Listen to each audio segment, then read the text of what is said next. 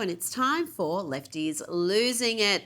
Now, we have plenty of laughs poking fun at the lunatic left on this segment, but let's be honest, some of these people are unwell, including this next dude, MSNBC, MS Now anchor Lawrence O'Donnell, who had this to say after the heroic rescue of a US airman from hostile Iranian territory. Get ready for a dose of supercharged crazy. That brilliant rescue was described by the Secretary of Defense and by General Dan Kane, the chairman of the Joint Chiefs of Staff, as a long-standing American military rule of never leaving anyone behind. We leave no man behind. That is, of course, the old-school version of the idea back when only men flew American military planes. General Dan Kane, the chairman of the Joint Chiefs of Staff, put it this way. We leave no one behind. The general knows, unlike Pete Hegseth, that could have been a woman they were trying to rescue, and it might be a woman the next time. The man needs help, let's be honest, professional help. Imagine being aggrieved by the term no man left behind, assuming that means that you'd leave a woman behind.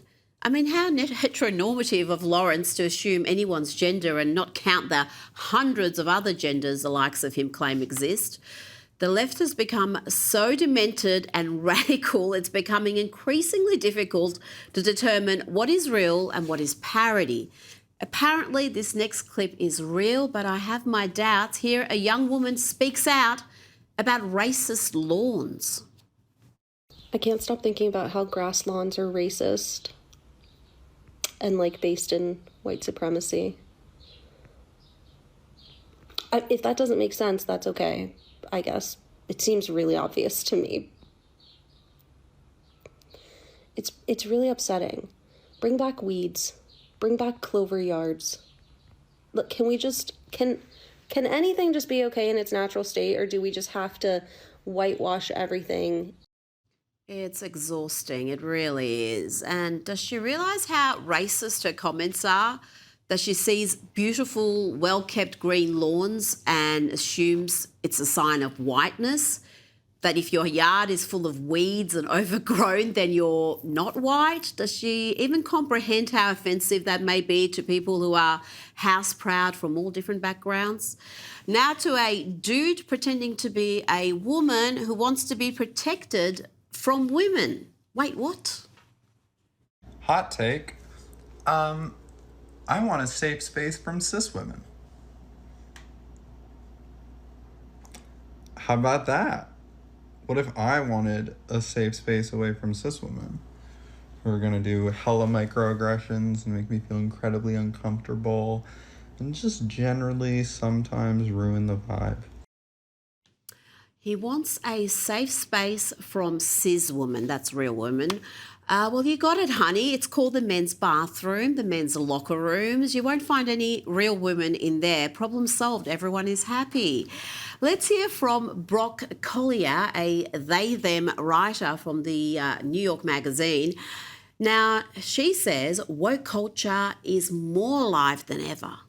I mean, it feels like more fraught and policey than ever in my social circles.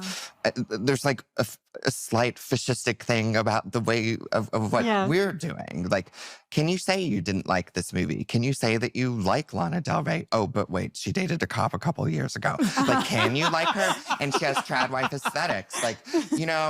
All sharing on Instagram, who exactly you should rank in the New York elections. And if you don't rank it exactly that way, then get out of this circle. Now to a woman railing against biological reality. And this is a woman who really, really should know better. This is former soccer player, the spectacularly arrogant and dumb Megan Rapinoe, claiming that the IOC banning male bodies from women's sport is somehow hateful. Transgender Day of Visibility. So we just want to wish our trans family the happiest of days. We love you. We see you. We know how trying these times are for you right now, and just wanted to take a moment to say that.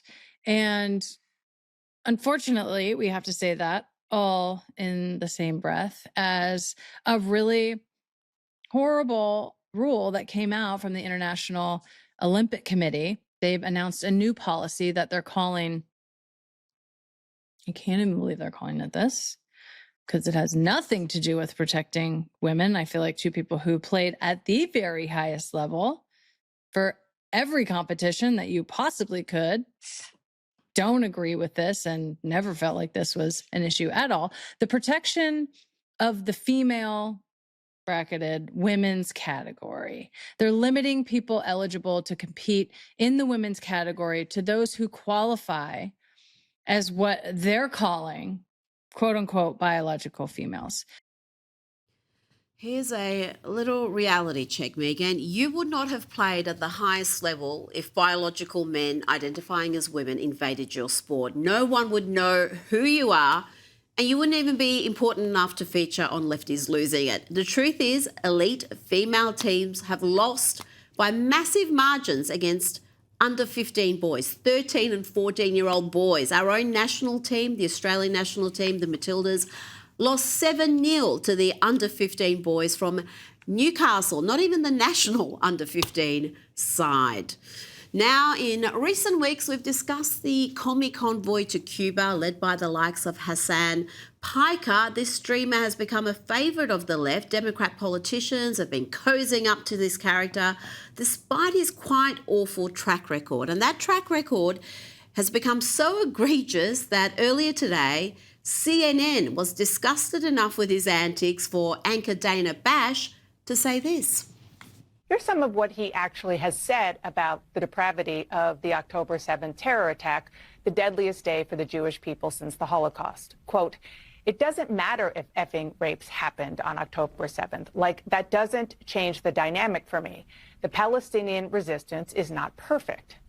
Now, let that sink in. Hassan Piker is excusing sexual violence by Hamas terrorists. He also claims Hamas is, quote, 1,000 times better than Israel. Hamas is a designated terror organization, not just by the U.S., but by the EU, Canada, Australia, New Zealand, just to name a few. And here's what Piker said about the horrors of September 11th, 2001.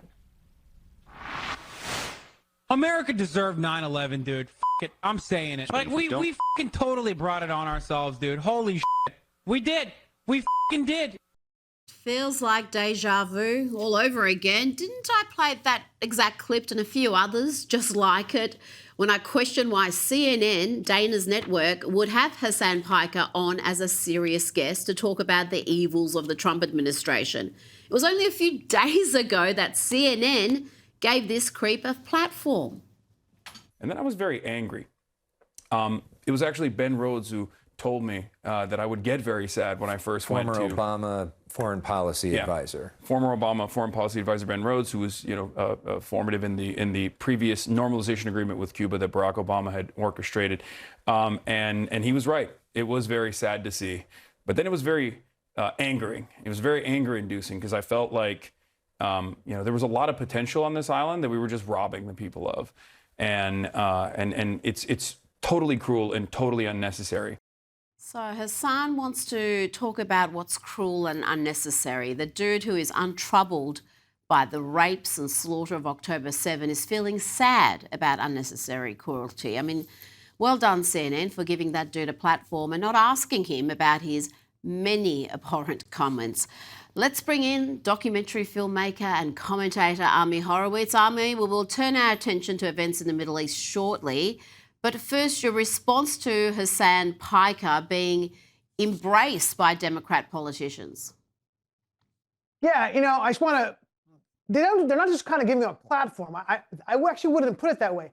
They're actually trying to mainstream him. That's the problem. Yeah, Dana Bash, too little too late. When your organization and CNN and MSNBC and the New York Times all are trying, they're not just having him on their show to see his views, his radicalism and his views on that and trying to say, hey, there's an issue here.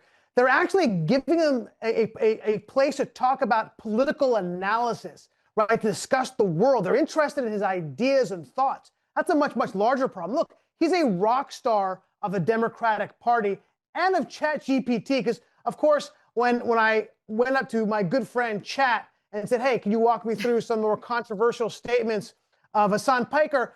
Even ChatGPT went out of its way to soften the edges of Hassan and give me context. Thanks, but no thanks, ChatGPT. No, look, this is a guy who shared a stage with AOC and Rashida Tlaib and Bernie Sanders and even Ro Khanna, a guy who actually, I disagree with him, a guy that I like. It shows you the pull and power as he has. He has candidates asking him to come and campaign with them, right? Most notably El Sayed, who may be the next senator of Michigan, the guy who famously said there's sadness in Dearborn over the death of Khomeini. Yeah, look, if Democrats are wondering, why the electorate is looking at our party as saying, hey, we have anti-Semites, we're out of touch with mainstream America, Hassan Piker is Exhibit A.